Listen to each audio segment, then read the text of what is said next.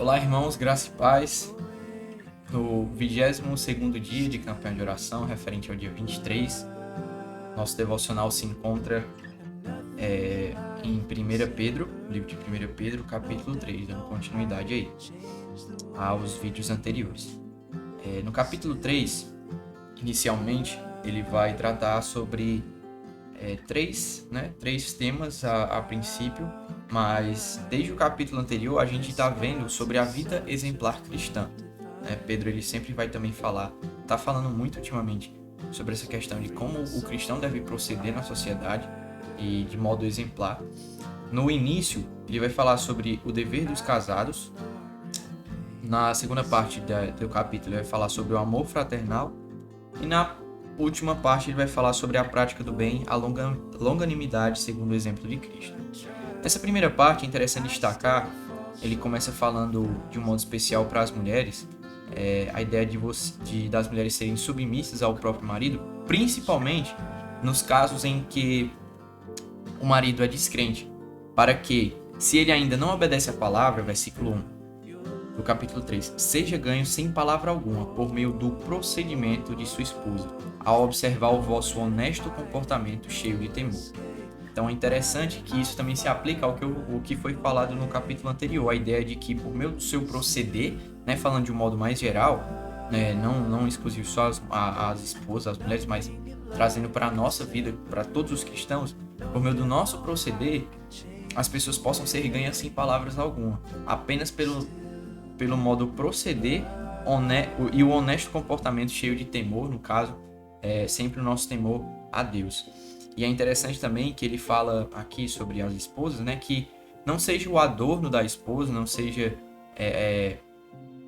o adorno aqui, no caso, a beleza, não seja a beleza da esposa aquilo que é exterior, como, por exemplo, frisar de cabelos, adereços de ouro, aparato de vestuário, mas seja o homem interior do coração, unido ao incorruptível trajo de espírito, manso e tranquilo, que é de grande valor diante de Deus.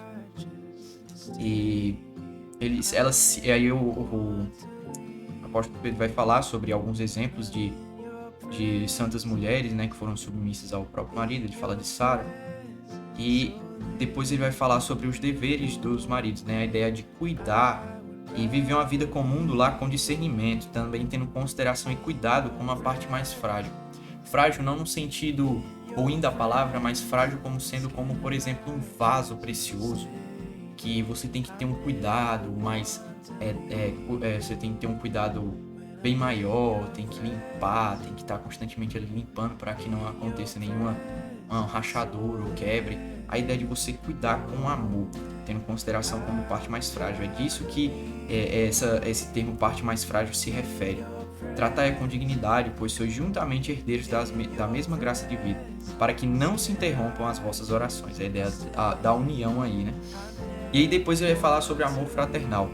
A gente agir com amor uns para com os outros, Principalmente aqui versículo 9, ele diz: não pagando mal por mal ou injúria por injúria, antes, pelo contrário, bem dizendo, pois para isto mesmo fostes chamados, a fim de receberdes bênção por herança. Pois quem quer amar a vida e ver dias felizes, refreia a língua do mal e evite que os seus lábios falem dolosamente. Versículo 12, porque os olhos do Senhor repousam sobre os justos, e os seus ouvidos estão abertos às suas súplicas, mas o rosto do Senhor está contra aqueles que praticam mal. Na terceira parte do capítulo, ele vai falar sobre a prática do bem, a longanimidade segundo o exemplo de Jesus Cristo. Ele fala, versículo 3, ora, quem é que vos há de maltratar, se fordes zelosos do que é bom? Eu falei exatamente isso no capítulo anterior, no vídeo anterior. Se você assistir, você vai lembrar. E ele vai falar justamente também sobre o que eu falei. Mas, ainda que venhais a sofrer por causa da justiça, bem-aventurados sois. Não vos amedronteis, portanto, com as suas ameaças, nem fiqueis alarmados. Antes, santificai a Cristo como Senhor em vosso coração, estando sempre preparado para responder a todo aquele que vos pedir razão da esperança que é em vós. Fazendo todavia com mansidão e temor, com boa consciência, de modo que naquilo em que falam contra vós outros, fiquem envergonhados os que difamam o vosso bom procedimento em Cristo. Porque, se for da vontade de Deus, é melhor que sofrais por praticardes o que é bom do que praticando o mal. Pois também Cristo morreu uma única vez pelos pecados, o justo pelos injustos, para conduzir-vos a Deus. Morto sim na carne, mas vivificado no Espírito, no qual também foi e pregou aos espíritos em prisão. Então, irmãos, que aqui a aplicação é que nós também devemos sempre manter o nosso proceder, né? Correto, para que nós não sejamos maltratados, e mesmo se nós formos maltratados por nós estarmos sendo zelosos com aquilo que é bom, que nós possamos estar preparados para responder indagações, questionamentos, para que nisso nós possamos vencer e mostrar realmente a verdade, que é Cristo, que liberta o perdido, que liberta o pecador e que dá vida, né? Então, são essas as aplicações, né? Nós devemos nos empenhar para andarmos de modo digno a nossa vocação, né? Não pagando mal com mal, mas bem dizendo.